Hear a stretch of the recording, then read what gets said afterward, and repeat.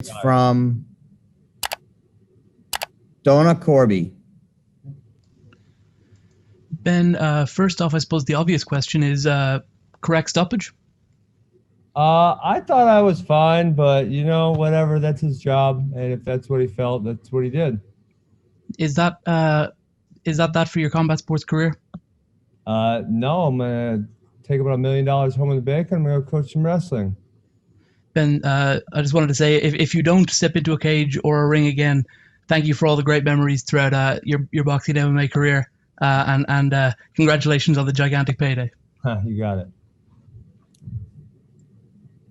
All right, next up is Euro under King.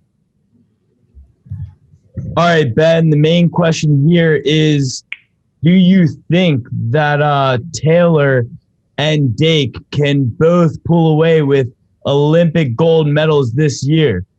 I think the United States American wrestling team has, both on the women's side and the men's side, we have a lot of really good chances at medals. I mean, I think probably 4 or 5 in men's freestyle, and I mean, we have the opportunity to get 6 in women's freestyle, so it could go really well.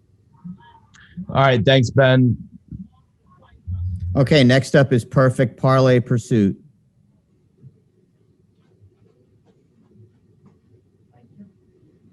I can't hit. He's not that many volume. All right, next up is Joe Lee. No, I'm here. Sorry.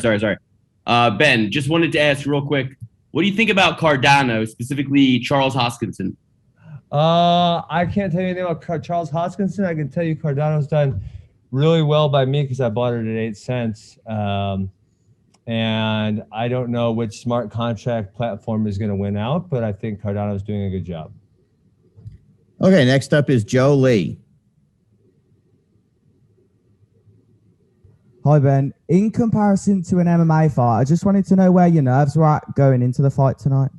I wasn't nervous at all because, at the end of the day, my life doesn't change one way or the other. In MMA, I was always pursuing or defending a world title, really. And, today I was doing a fun boxing match. And if it turned out great, then great. And if it turned out shit, then my life is the same. So there were really no nerves whatsoever. And just quickly, was it true about 6ix9ine asking to walk you out tonight? That is true. And Tyron and then 2 people after him said, no way, Jose. Okay. Commiserations, and hopefully we'll see you back again soon. I will not be back again. She'll come to wrestling in any sort of cage. I will not be in any sort of cage. All right, next up is Jeremy York.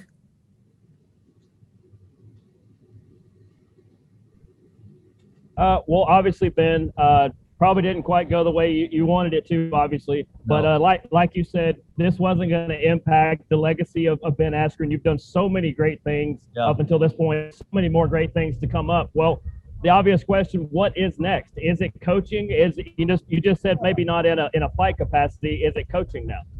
Yeah, I'm just going to continue with my life as it was, podcasting and coaching, and that's kind of what I told you guys all I was going to do. I mean, it is unfortunate. I really did think I could do better. It's, that was not fun. Well, either way, thanks for coming out. Hopefully you enjoyed our city, and we look forward to seeing you down the road, and good everything going forward. Cool. Okay, next up is Boxing Social. Ames here for Boxing Social in association with Betfred. Ben, unfortunately, with the loss and the way it went down, there'll be a level of ridicule that comes with it undeservedly. Were you prepared for that coming in, and what's coming essentially? Probably deserved. Why do you feel that way? I got knocked out by Jake Paul. It's fucking embarrassing. Like, you look very stone-faced and like it hasn't really fazed you, but I'm just wondering, like, behind that, how are you feeling emotionally? I don't really give a shit. There's some pizza waiting in my hotel room. I'm going to go eat that. I'm going to go fly home and hang out with my kids tomorrow. And on Monday, I'll probably be at wrestling practice. And finally, I know it sounds trite, and then you could probably say, well, you got hit with a knockout punch, but what really went wrong tonight? You know what? I heard my coach, Mike, he was saying I was definitely overreacting to his feints, and that was probably, that was the beginning of the end. I probably shouldn't have reacted that hard to the feints. And If that ref would have let me grapple a little longer, maybe that would have helped out a little bit. But hey, there's no excuses, right? I got in a fucking boxing match and it didn't go so well. Next up is Gabriel Gonzalez. Hey, Ben. First off, just can you explain that moment, you get up from the knockdown? What exactly did you say to the ref? What did he say to you? Because we're all seeing and we're like, what the heck was that? Can you tell us what exactly happened? Fine. I said, I'm fine. And he said, no, you're not. And I said, no, I am. And he said, no, you're not. And then he stopped it. And then, he's in charge. And so I can't really debate him that much. Compared to other hits you've taken, the Robbie fight, Yeah. Robbie Lawler, anything else? More hurt, less hurt? What was it? I don't really feel any pain, but I guess it caused me to fall down. So that's not good. Okay, next up is Daniel Bittman. Hey, Ben. We all know two things. One, you're a world-class athlete.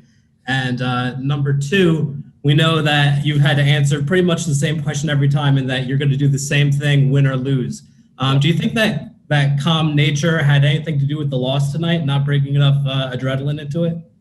No, I fought as hard as I could. I trained as hard as I could, right? Given the fact that I was sitting on the couch for 16 months, they said, let's fight. I said, okay. I started training right away.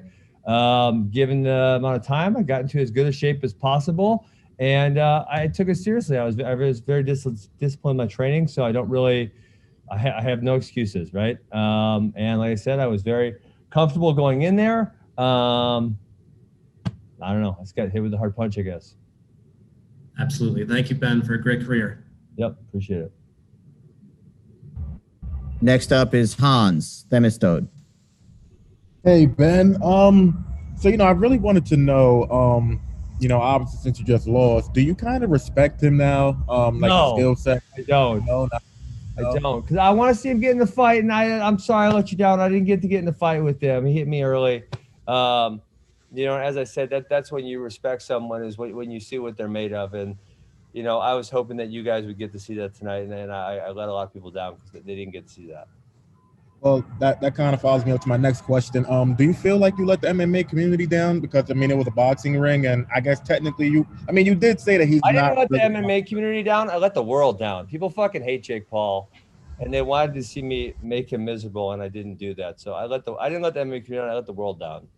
And if I could just ask you this one last thing, obviously you were in MMA. If there's one person from MMA kind of around his weight class, who was that guy that you would kind of nominate? Tyron Woodley? I would love Tyron to whoop him up. Tyron wants to fight Askren De La Hoya, but I would love for Tyron to fight Jake Paul.